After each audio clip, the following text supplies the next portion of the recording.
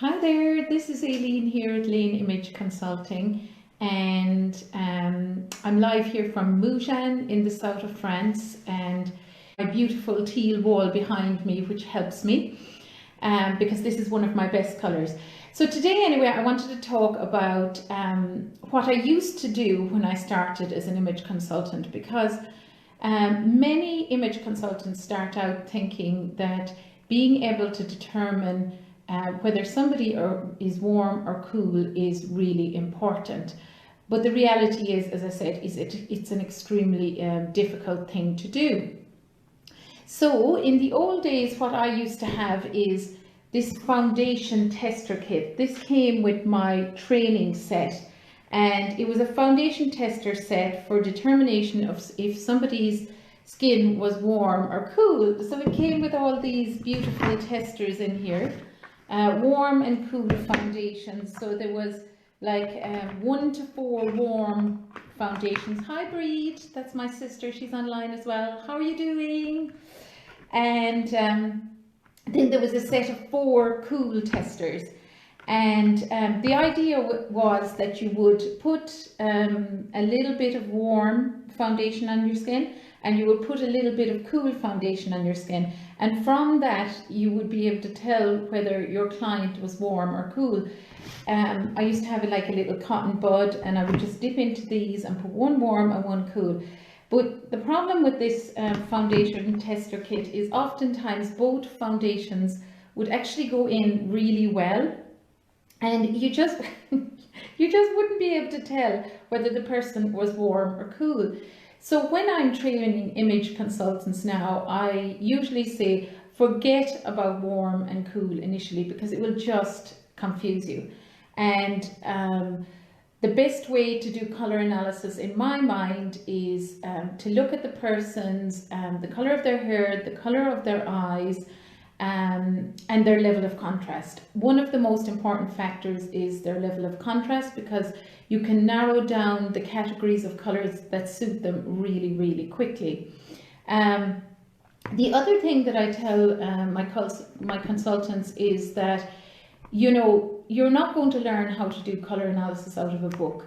Oftentimes you have to practice it over and over again and see the different types of colouring that are out there, and then based on that make a determination on the colours that suit people. So many of the courses out there still rely on determining if somebody's skin is warm or cool. What I'm telling you is forget this. Forget this. Usually warm and cool comes a little bit later in my determination. So I usually already know somebody's either season or their tone before I actually determine whether they're warm or cool. So this is one of the questions that come up over and over again, and I think this is one of the things that causes a lot of confusion for a lot of image consultants. So I've seen it come up over and over in my course. Currently I'm running a course on 5 weeks to determining somebody's colour online, and so far the consultants have been finding online colour analysis easy for the most part. Once you can determine, you know, the characteristics of the person, once you get a reasonably good picture, then from there you can determine the best colours that suit them. And as I advise everyone, you still need to meet the person on video. You have to take their personality into consideration, you have to take their preferences into consideration, and their lifestyle. You can't give somebody a set of colours exclusive of knowing these things about the person. So if you have any questions whatsoever about online colour analysis or how to determine somebody's colours online, I'm very, very happy to answer those. If you have any questions about you know, determining whether somebody's skin tone is warm or cool, I'm also very happy to answer those, but my answer is usually forget it. Forget determining whether somebody's skin is warm or cool at the moment. I have one sister who is a summer like myself. I have one sister who's a winter. She's actually on the call here. And I have another sister who's actually an autumn colouring. And all of our skin tones are quite different. My sister who's a winter skin tone, you cannot see any pink in her skin. So a lot of the manuals will tell you that, you know, if somebody has pink in their skin, then they have a cool skin tone. You cannot see any pink in her skin. Her skin is very, very sallow. So I would not advise to be colour coding based on determining somebody's skin tone. Equally, I worked in Singapore for many, many years with many different types of skin tone. Asian, Indian, Caucasian, basic Japanese. I had a lot of Japanese clients, and as far as I could see, you could not determine somebody's skin tone just by looking at them. It just wasn't possible. So I use other factors first, and then I come back to skin tone later.